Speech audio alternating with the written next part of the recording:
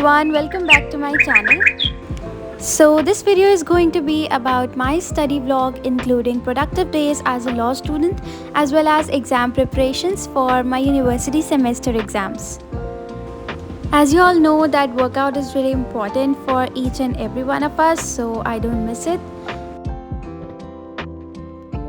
So after doing all the morning stuffs that I usually do, I started my workout.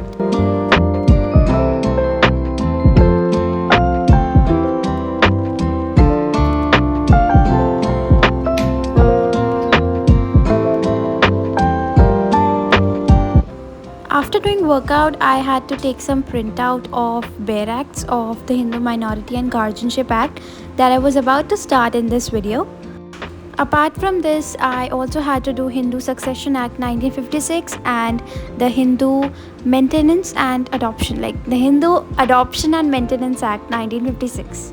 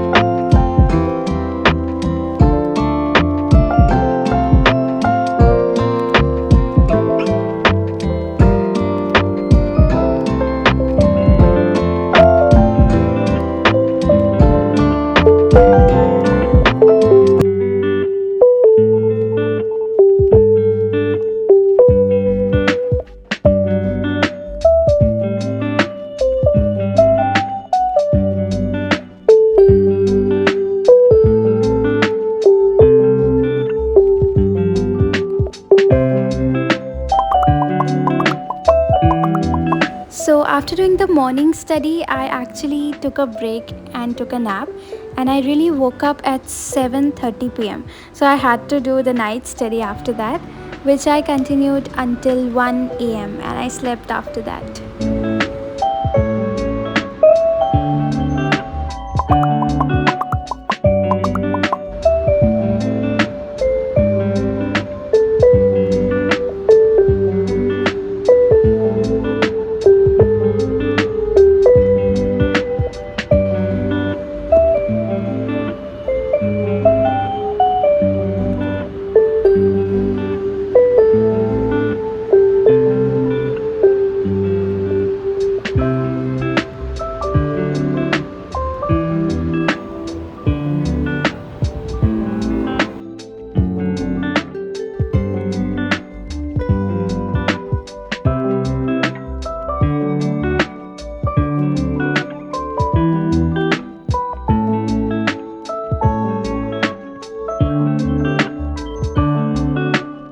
So I was actually done by now with the Hindu Minority and Guardianship Act 1956, and in the next video you will be seeing how I cover Hindu Adoption and Maintenance Act 1956.